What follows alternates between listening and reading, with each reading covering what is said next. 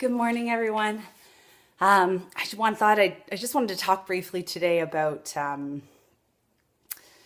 struggling to get going. I guess. I mean, lately I've been feeling, I don't know about you, but this winter's been a super drag.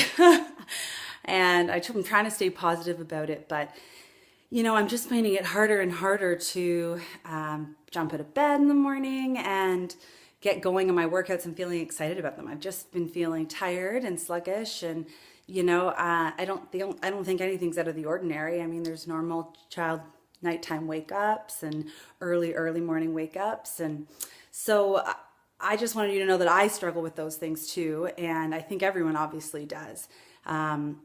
And I think that's just life. So it's important to realize that there's going to be weeks that are harder than others with your fitness and being consistent with it. And then there's going to be weeks that are going to be a lot easier and fun. And you really want to enjoy those weeks and embrace it and take on new things.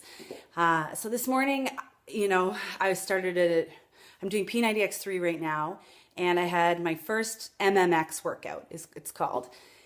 And it's totally different from anything I've ever done. It's like sort of a martial arts concept.